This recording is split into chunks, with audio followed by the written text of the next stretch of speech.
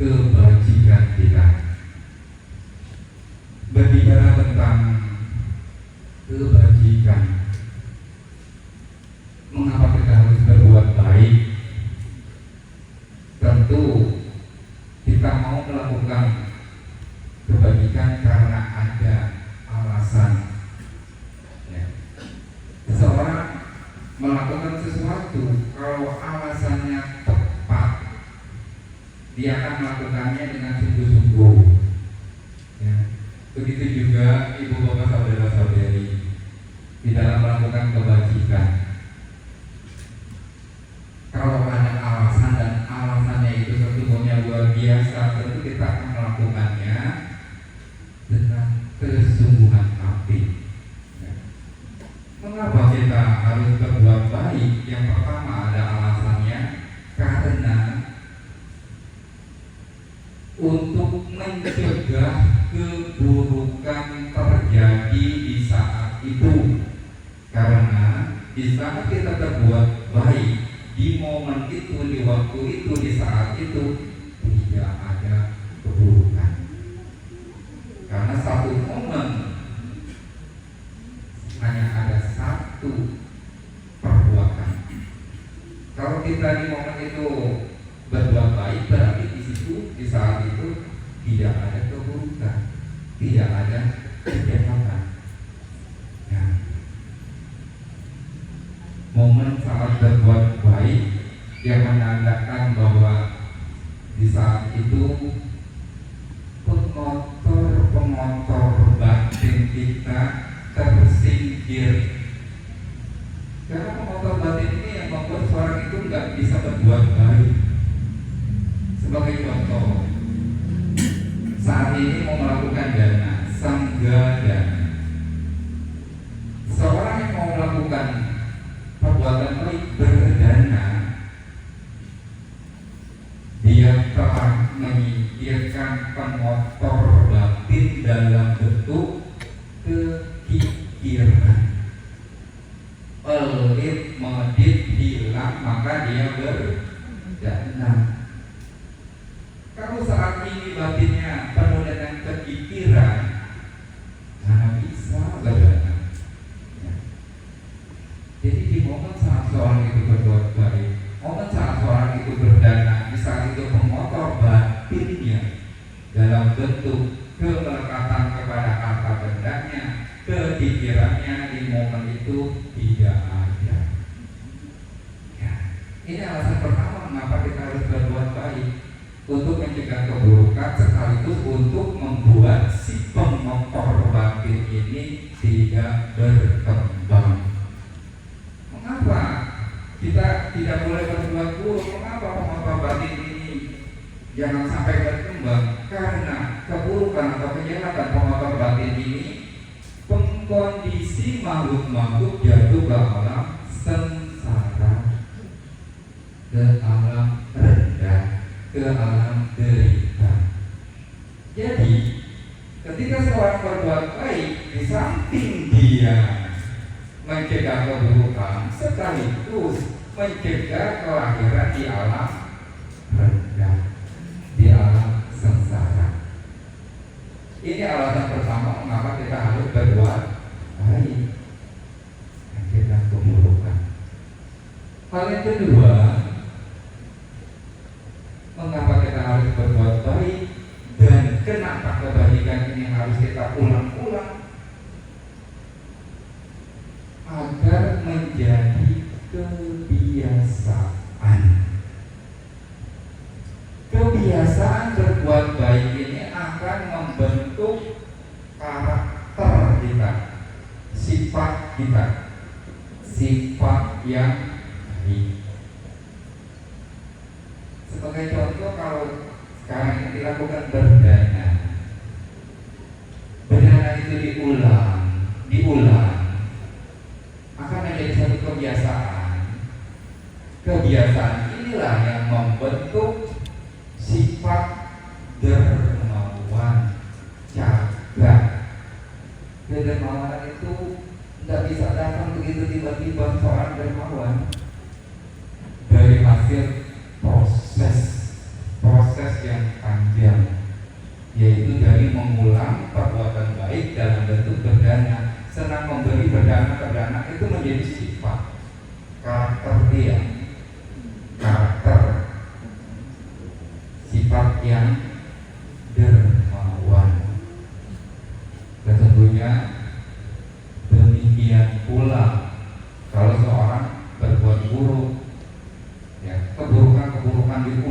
ulang itu juga menjadi kebiasaan membentuk karakter seseorang, membentuk sifat seseorang. Ya. Seseorang yang dikatakan ahli dalam mencuri itu karena sudah kebiasaan dia mencuri. Awalnya dia coba-coba mencuri, selamat aman, bisa ketangkep. Besok diulang lagi, selamat lagi. Menjadi kebiasaan, menjadi ahli, menjadi profesi. Profesinya pencuri, pencopet. Itu dari akalnya yang diulang-ulang tuh, ya, karakter dia, kebiasaan yang dia ulang-ulang. Nah, begitu juga kalau di sesuatu yang tidak baik, yang buruk diulang-ulang, menjadi satu sifat. Nah, sifatnya ini menjadi sulit untuk dilenyapkan, karena nanti akan menjadi satu kelengkapan yang kuat. Kalau buruk itu diulang-ulang, misalnya yang suka main game, main game asik, ulang lagi asik, lama-lama menjadi terus-menerus dari kebiasaan menjadi terbentuklah karakternya. Kemudian dia kalau nggak main game 1 hari sekali pusingnya minta ampun. Wah, itu menjadi karakter dia, sifat dia meladeni kesenangan indahnya main game. Kan itu juga yang lain-lain. Ibu yang suka drakor, sekali nonton drakor 1 episode, wah nggak mungkin selesai, ada lanjutannya. Terus kalau di stop, pusing kepalanya, bingung nanti ceritanya bagaimana, dia bagaimana. Oh, dia tokoh favorit saya, semua bercampur. Karena kebiasaan diulang-ulang menjadi melekat kebiasaan yang tidak baik dan akan sulit untuk dihilangkan. Maka dari itu yang dibiasakan mestinya adalah kebajikan, karena kalau kebajikan yang diulang-ulang membentuk karakter yang baik. Ini alasan yang kedua mengapa kita harus berbuat baik. Kenapa kebajikan ini harus diulang-ulang? Agar menjadi kebiasaan dan bentuk karakter yang baik. Alasan yang ketiga, mengapa kita harus berbuat baik?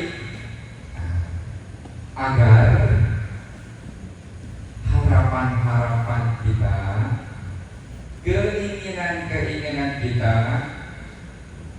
cita-cita kita bisa tercapai. Karena kebajikan itu dikatakan adalah pohon pengabul keinginan. Bila seorang ingin mencapai harapannya, keinginannya, harus berbuat baik. Nah, maka kebajikan yang cukup. Apa yang dia inginkan? Kebahagiaan duniawi, kebahagiaan surgawi, bahkan pencapaian kesucian. Semua itu dari hasil kebajikan. Semuanya dari hasil kebajikan. Itu ada di dalam yang tadi dibaca, ini karena suka, ya. Kebahagiaan di alam manusia, di alam surga, dan bahkan pencapaian kesucian itu bisa diperoleh dari hasil timbulan kebajikan. Di dalam kehidupan sekarang ini, ingin hidup sukses, ingin hidup berhasil, ya. Pemuda-pemudi yang baru lulus kuliah, baru dapat gelar S1, pengen dapat kerjaan, kalau mungkin ada yang dengar. Kalau yang kecapai itu harus ada kondisinya ya, salah satunya adalah kebajikan. Sesungguhnya momen seperti ini bisa dijadikan, digunakan untuk alat, ya, alat untuk mencapai keinginan dunia itu, ya. Berbuat baik, setelah berbuat baik, kemudian semoga dengan kebajikan ini saya memperoleh kebahagiaan duniawi dalam bentuk itu, bisa saja kalau memang keinginannya seperti itu.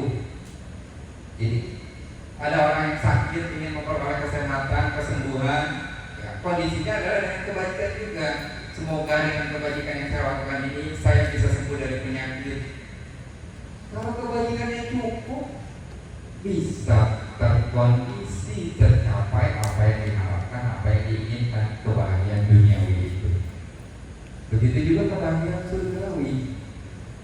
Setelah saya meninggal nanti, semoga saya diserahi di alam bahagia, di alam surga. Bisa tercapai kalau kebajikannya cukup. Bahkan kalau merujuk dari Dhammapada kata-kata yang kisah dari Upasaka Dhamika, karena kebajikannya luar biasa, surganya disuruh memilih mau tingkat berapa. Akan dijemput oleh dewa yang membawa kereta utusan dari 6 surga. Kenapa kok bisa sampai memilih? Yang kebajikannya luar biasa, kebajikannya cukup, sehingga apa yang diharapkan, apa yang diinginkan bisa tercapai. Dan juga tentunya pencapaian kesucian kita harus kondisikan dengan pahami kebajikan. Nah inilah alasan mengapa kita harus berbuat baik dan kenapa kebajikan ini harus terus kita ulang lagi untuk mencegah keburukan, ya, mencegah berkembangnya pengotor batin, ya, untuk menjadikan suatu kebiasaan sehingga membentuk karakter yang baik dan untuk memperoleh harapan, keinginan. Nah, dengan memahami ini, dengan mengerti ini, alasan kita berbuat baik sehingga kita membuat termotivasi untuk berbuat baik lagi. Itulah, dan momen Sanggadana ini adalah peluang untuk mengumpulkan kebajikan itu.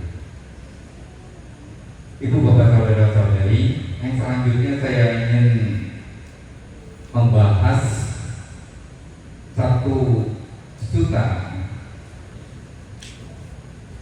yaitu Adya Sutta. Adya Sutta ini bagian dari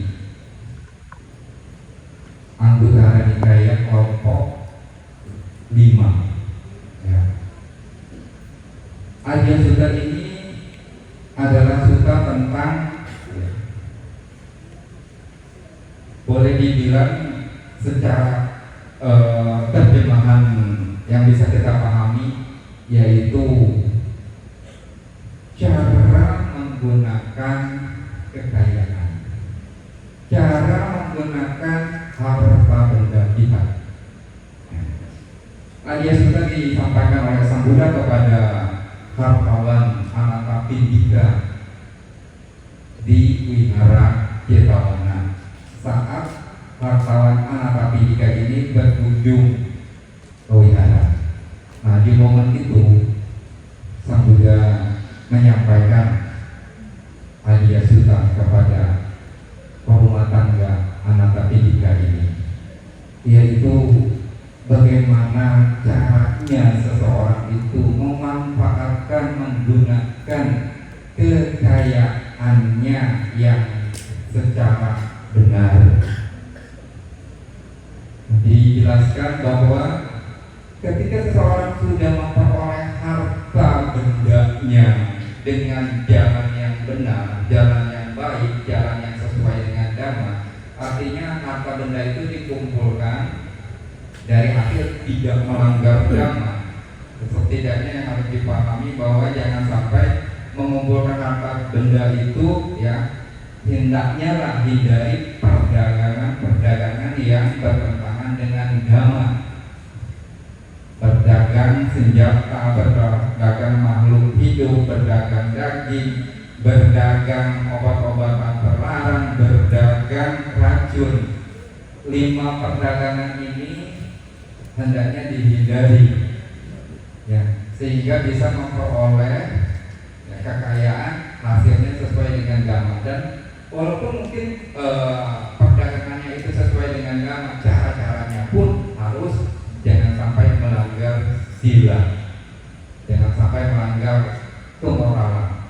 Nah, ketika seseorang itu sudah memperoleh kekayaan harta bendanya dengan cara yang benar, maka seseorang itu menggunakan kekayaannya seperti berikut. Yang pertama, dia harus gunakan untuk kebahagiaannya sendiri. Nah, di poin 1 ini ada beberapa poin ya. Yang pertama, untuk kebahagiaannya sendiri. Artinya, seorang kalau punya harta benda untuk diri sendiri, dia jangan pelit-pelit. Gunakanlah untuk membahagiakan diri sendiri. Harta bendanya banyak, makannya nasi sama garam doang. Pelit buat diri sendiri. Gunakan harta kekayaan itu untuk kebahagiaan diri sendiri. Ya.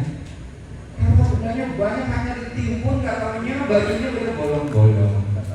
Wah, kaos kesayangan Bante, nggak boleh ditinggal. Padahal memang pikir kok ya.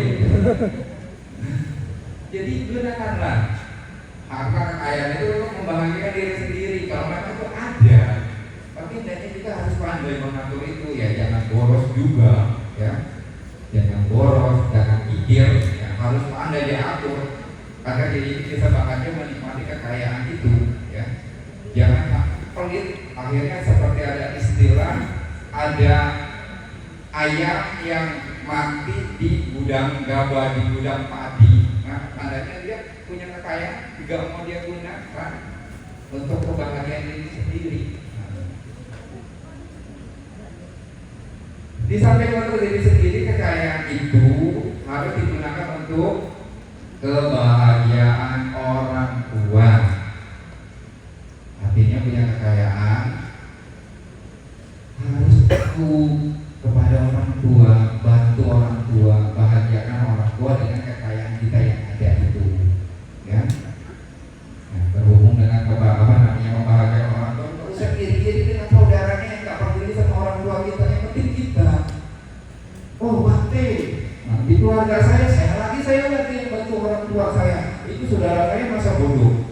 Peduli apa dengan mereka? Yang penting kita bisa berbuat baik, ya. Kita mampu, kita mengenal dhamma, kita mengerti dhamma, kita lakukan sesuai dengan dhamma. Merawat orang tua kita, membahagiakan orang tua kita. Ada orang saudara kita yang nggak peduli, biarin aja. Urusan dia nggak mau menanam yang baru. Nah, jadi yang penting diri kita ini, ya, membahagiakan orang tua. Kemudian kalau di dalam sutranya ini adalah membahagiakan istri. Wah, senang gak sih istri? Wah, apa tuh kata Bante? Harta benda itu untuk membahagiakan istri. Nih, ada model baru, perhiasan, ada baju baru, bahagiakanlah aku sesuai dengan nasihat Bante. Gak gitu.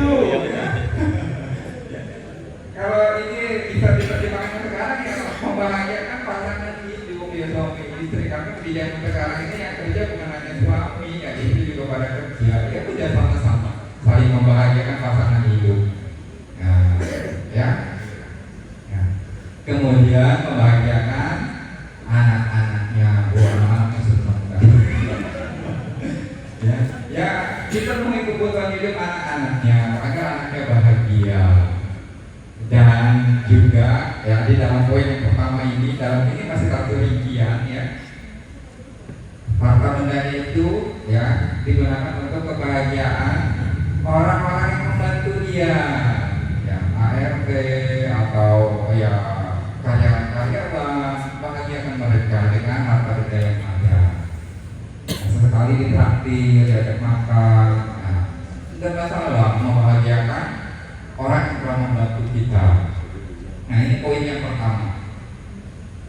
Harta benda itu digunakan untuk kebahagiaan diri sendiri, kebahagiaan orang tua, kebahagiaan pasangan hidup, kebahagiaan anak-anak, kebahagiaan orang-orang yang membantu kita. Nah, yang kedua, harta benda itu digunakan untuk kebahagiaan teman dan sahabat. Jadi teman-teman sama sahabat jangan pelit-pelit lah, ya. Nah, berdua, temannya gitu ya nggak mau bagi. Ya, nama sahabat itu berbagi. Nanti kalau kita kesusahan kita akan ditolong oleh mereka, ya. Harus berbagi, membahagiakan mereka, ya. Nah, ini yang kedua. Hal yang ketiga adalah di dalam poin yang ketiga itu, harta benda yang dimiliki dengan cara yang benar itu digunakan untuk melindungi harta itu sendiri, untuk penjagaan. Nah, jadi ya dalam hal ini mungkin bisa diterjemahkan kalau dalam firman sekarang ini, kalau punya rumah ya ada pagar, pintu gembok, apa istilahnya itu kan perlu biaya, atau ada satpam kalau memang kekayaannya banyak. Nah, jadi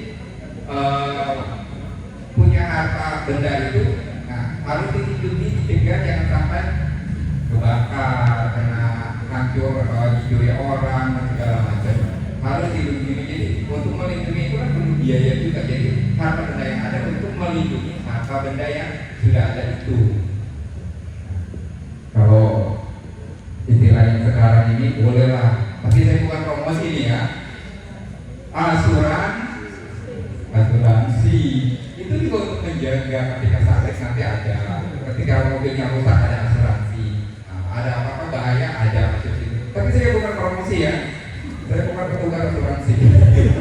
Maksudnya saya menerjemahkan istilah ini ya, bahwa harta benda yang digunakan yang ada itu digunakan untuk melindungi hartanya.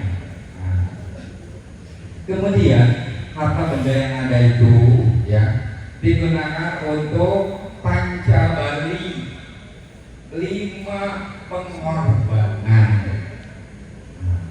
Pengorbanan apa saja?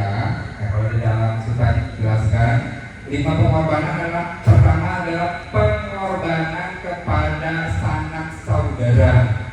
Artinya sanak saudara juga perlu dibantu, bukan hanya orang tua, bukan hanya anak sendiri. Tapi kalau punya saudara ya, kalau saudaranya kesusahan ya dibantu. Untuk sanak famili, sanak saudara, ya. Kemudian ya dikatakan bahwa di samping untuk sanak saudara, untuk tamu, pengorbanan untuk tamu. Artinya ya kita kalau ada tamu ya istilahnya ya air putih mengeluar lah gitu. Air putih dulu ya itu pengorbanan maksudnya. Pengorbanan terhadap tamu. Seperti sekarang ini ya ibu bapak saudara saudari yang utamanya pengurus wihara, ya wihara perjanjian masih jadian ya, belum ada putihnya, bacanya suruh singgah di altar sebelah. Ya ketika mengundang umat-umat dari wihara lain ya itu kan mereka adalah tamu, ya kan? Harusnya ada pengorbanan untuk tamu itu, ya. Biasanya ada konsumsi. Itu adalah salah satu pengorbanan untuk tamu.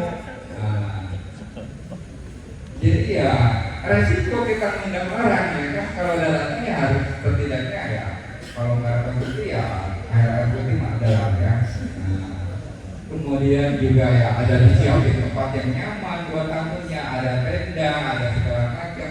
Sound sistemnya juga nyambung ke sana, yaitu kan pelayanan untuk tamu, pengorbanan untuk tamu. Kemudian jangan bilang pengurusnya, berarti sama dananya saya tekor. Wah, salah sendiri mudah banyak orang. Ya tekor lah resiko. Dari hasil dananya ini kita nggak mencukupi untuk uang tenda, uang sound system, uang konsumsi. Ya kan berbuat baik. Tambahinlah sama wihara atau donatur yang wihara ini. Jangan mengharapkan dari hasil sangga dananya, karena sangga dana ini adalah untuk sangga. Nah, harus dipahami itu. Nah, jadi jangan protes. Aduh, tekor ini. Ya kalau tekor ya, saya sering guyonan sama teman-teman yang lain. Ada wihara-wihara yang ngeluh bahwa sangga dananya tekor. Kalau tekor lebih kecil, gue ngadain aja daripada tekor. Padahal kita adalah ladang dia untuk berbuat baik.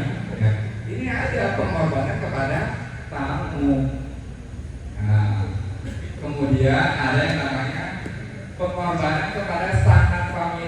sudah meninggal, katakan leluhur ya, kerabat yang sudah meninggal. Dalam arti kata ini adalah pengorbanan yaitu dengan melakukan mati dana.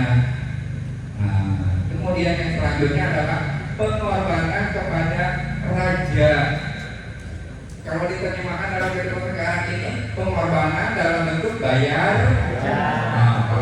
Jangan lupa jalur Tempo. Nah itu pengorbanan terhadap raja. Ini disuruh kita ya. Sudah setengah jam ya. Ya. Kemudian yang selanjutnya ya, pengorbanan kepada dewa. Ini jadi ada 5. Pengorbanan kepada dewa itu artinya kita ya penghormatan dengan puja ya di altar para dewa itu ya nggak masalah sebetulnya penghormatan kita kepada para dewa. Tetapi sesungguhnya yang salah juga di dalam penghormatan itu. Justru kita dalam penghormatan itu bukan meminta-minta dan berharap di altar dewa itu, tetapi kita merenungkan sifat-sifat luhur para dewa itu kenapa bisa lahir jadi dewa sehingga kita bisa sampai ke sana jadi dewa juga. Jadi renungkan sifat luhur dari dewa itu ya, di saat pujiannya. Nah ini adalah Panca Bali. Ingat tak tadi apa saja 5 pengorbanan? Pengorbanan kepada sanak saudara, pengorbanan kepada tamu, pengorbanan kepada sanak saudara yang sudah meninggal, pengorbanan kepada raja atau sekarang ini kepada pemerintah, dan yang ke-5 pengorbanan kepada dewa. Nah, udah berapa poin itu? 4 karena ini kelompok 5 ada 1 lagi. Ya, yaitu seorang yang punya kekayaan dari hasil yang benar hendaknya digunakan. Ini yang paling tertinggi sebetulnya, berdana kepada para petapa samana kaum pabagita yang melatih diri untuk mencapai kebebasan, mencapai nirwana. Nah, momen secara ini berarti kepada sangga. Bisa jadi seperti itu karena di sangga itu para bikunya sedang berlatih menuju kebebasan.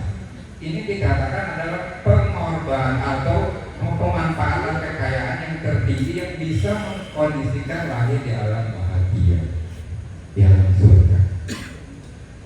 Nah, kalau seorang sudah melakukan 5 hal penggunaan kekayaan harta bendanya ini, ya, dia tidak akan menyesal. Kalau di dalam sutranya dijelaskan, walaupun ketika dia sudah lakukan itu semua kemudian hartanya habis, dia jatuh miskin, dia tidak akan menyesal akan perbuatannya itu. Dia akan bahagia. Apalagi kalau setelah dia melakukan hal yang baik itu sebagai kondisi usahanya sekarang ini menjadi tambah sukses lancar, ya, itu dia juga akan tambah bahagia lagi. Nah, itulah.